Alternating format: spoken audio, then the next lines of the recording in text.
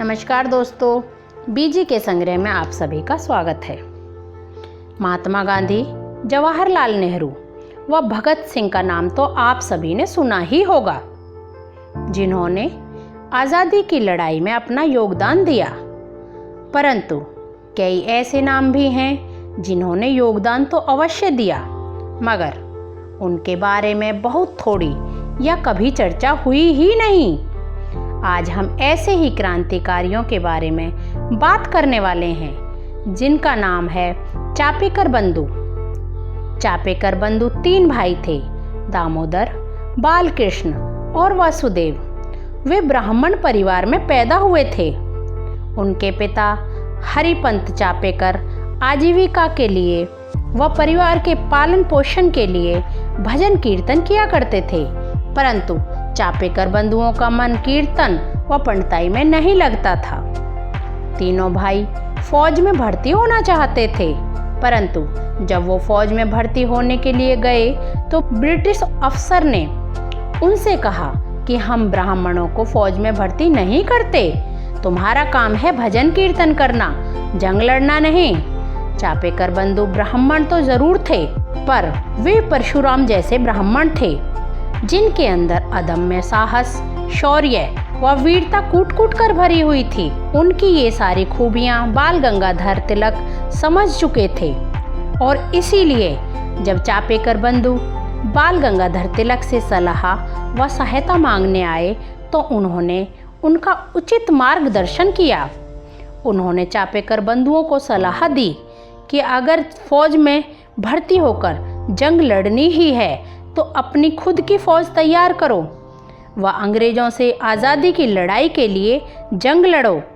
इन्हीं सब के बीच 1896 में देश में ब्यूबोनिक प्लेग नामक महामारी फैली। इसी ने एपिडेमिक एक्ट 1896 बनाने में भूमिका निभाई।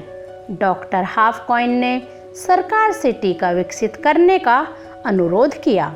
यह बीमारी चूहों के जरिए फैलती थी। ब्यूबोनिक प्लेग होने पर इंसान को बुखार, सांस लेने में दिक्कत व शरीर के अंदरूनी हिस्सों में जख्म हो जाते थे। जहां पर लोग इस महामारी से परेशान थे, वहीं रैंड नामक ब्रिटिश ऑफिसर को लोगों पर अत्याचार करने का एक और कारण मिल गया था।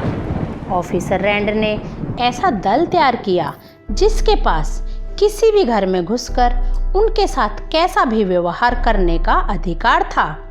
ये दल चेकअप के नाम पर आदमी, औरत, बच्चे और बूढ़ों के कपड़े उतरवा देते थे। कई बार ऐसा सार्वजनिक रूप से भी किया जाता था। वे उनकी सारी संपत्ति भी नष्ट कर देते थे। लगातार हो रहे ऐसे उत्पीड़न के चलते चापेकर भाइयों और चापेकर क्लब के अन्य सदस्यों ने इस व्यक्ति अर्थात कमिश्नर वाल्टर चार्ल्स रैंड के खिलाफ कदम उठाने का फैसला किया। तारीख थी 22 जून 1897 और समय था मध्य रात्रि का। अंग्रेजों द्वारा पुणे के गवर्नमेंट हाउस में महारानी विक्टोरिया की हीरक जयंती अर्थात 60वीं वर्षगांठ मनाई जा रही थी। जश्न समाप्त हुआ। रैंड अपने तांगे पर सवार होकर अपने क्वार्टर पर आराम करने के लिए जा रहे थे। इनके पीछे लेफ्टिनेंट अपने तांगे पर चल रहे थे। दामोदर, बालकृष्ण और वसुदेव चापेकर भाई गणेश खिंड रोड पर हाथों में हथियार लेकर अंधेरे में छुपकर इनका इंतजार कर रहे थे। सबसे पहले दामोदर ने आवाज लगाई अर्थात टारगेट आ गया है, और बालकृष्ण ने गोली चला दी। परंतु दुर्भाग्यवश तांगे में रैंड नहीं, लेफ्टिनेंट था। वह गोली उसे लग गई, लेकिन तुरंत ही बालकृष्ण और दामोदर अपनी गलती को समझ गए और वासुदेव रैंड के तांगे के पीछे चलता रहा। दामोदर ने रैंड के तांगे का पीछा किया और उसे गोली मार दी। चापेकर भाइयों ने अपनी जान की बाजी लगाकर 1897 में एक बहुत ही बड़े तानाशाह से अपने देश के लोगों को भयमुक्त किया। लेकिन चापेकर क्लब के कुछ गद्दारों के कारण दामोदर व बालकृष्ण को अंग्रेजों ने गिरफ्तार कर लिया। ये थे द्रविड़ ब्रदर्स। लेकिन वासुदेव ने अपने एक साथी सदाशिव के साथ मिलकर इन गद्दारों को मार दिया, जिसके कारण वासुदेव और सदाशिव भी पकड़े गए। सबसे पहले 2 मार्च 1898 को दामोदर को फांसी दी गई। फांसी से पहले उनकी आखिरी इच्छा थी कि वो तिलक जी से मिलें और उनका अंतिम संस्कार हिंदू रीति रिवाज से किया जाए। उनकी इस इच्छा को माना गया और 1 साल बाद बालकृष्ण, वसुदेव और सदाशिव को भी फांसी दे दी गई।